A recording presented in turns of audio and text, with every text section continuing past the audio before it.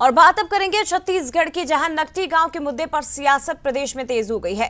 पूर्व सीएम भूपेश बघेल ने तंज कसा एक बार फिर से बीजेपी सरकार पर और आरोप लगाए कि बीजेपी खुलकर झूठ बोल रही है। भूपेश बघेल का आरोप है कि बीजेपी झूठ बोल रही है। इधर धर्मजीत सिंह ने विधानसभा में सवाल उठाए थे, लोगों से बेशर्मी से बीजेपी झूठ बोलती है। गृह निर्माण मंडल के अध्यक्ष अनुराग सिंह ने पीसी की थी। नकटी गांव में विधायक आवास बनना प्रस्तावित नहीं। नकटी गांव में 48 मकान तोड़े गए हैं, जिसके विरोध में लोग जेसीबी के सामने खड़े हो गए थे और अभी भी लगातार विरोध हो रहा है।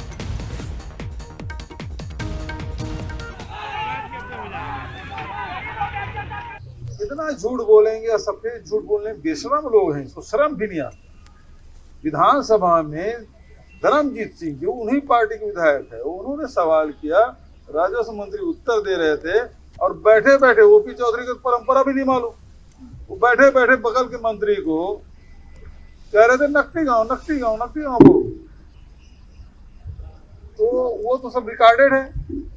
दूसरी बात यह है कि अंकित आनंद का पत्र जारी हुआ, कलेक्टर को निर्देश कर कि ये नकटी गांव में अतिक्रमण उसको हटाओ क्योंकि विधायकों को देना है।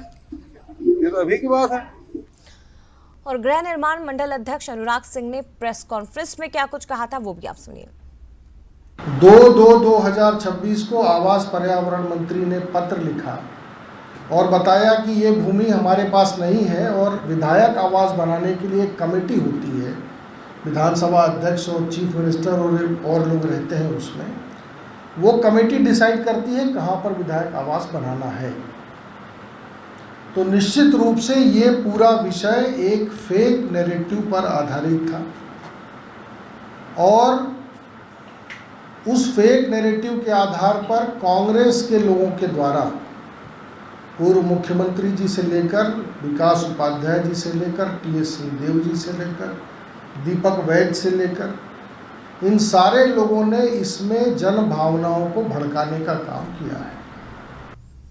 सीधे रुक करते गौरव हमारे साथ इस वक्त रायपुर से लाइव जुड़ गए हैं। गौरव, सियासत इस मामले में शुरू से ही हो रही थी, लेकिन अब भूपेश बघेल खुले तौर पर सरकार पर आरोप लगा रहे हैं कि बीजेपी इस मामले को लेकर बेहद गंभीरता के साथ झूठ बोल रही है।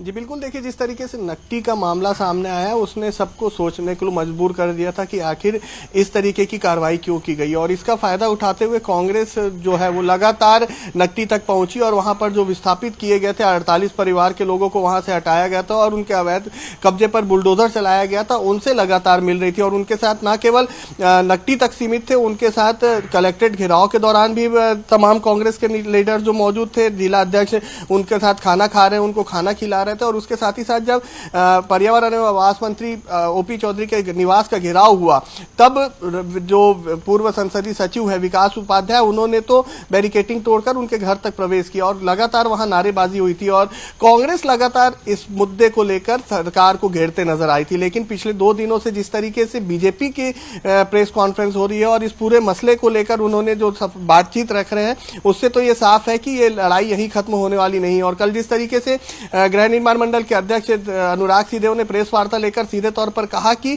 जो निर्माण है उसका काम जो है विधायक कॉलोनी के निर्माण के लिए और विधायक कॉलोनी को अप्रूवल के लिए जो समिति रहती है वो करती है, और अभी इस तरीके से कोई भी विधायक कॉलोनी बनने का नहीं है, काम नहीं होगा। और सबसे बड़ी चीज ये है कि उन्होंने ये भी कहा कि कांग्रेस जो है वो इसमें फेक नैरेटिव तैयार कर रही है और इसके बाद वो इसको बुनाने की कोशिश कर रही है। गलत तरीके से काम किया जा रहा है। जिस तरीके से बलौदा बाजार की घटना हुई थी, वहां पर जो आगजनी हुई थी, वही घटना फिर से दोहराने की कोशिश जो है वो कांग्रेस कर रही है, ऐसा सीधे तौर पर आरोप अनुराग सिंह ने लगाया था। और आज उसी का पलटवार पूर्व मुख्यमंत्री भूपेश बघेल ने किया है और उन्होंने साफ तौर पर कहा है कि विधानसभा के अंदर जब इस पर सवाल हुआ था, धर्मजीत सिंह ने पूछा था कि विधायकों के लिए कॉलोनी कहां पर बनाई जाएगी, जिस पर राजस्व मंत्री अपना बयान दे रहे थे, उसी दौरान जो मंत्री ओपी चौधरी हैं उन्होंने कहा था कि नकटी में इसका निर्माण होगा।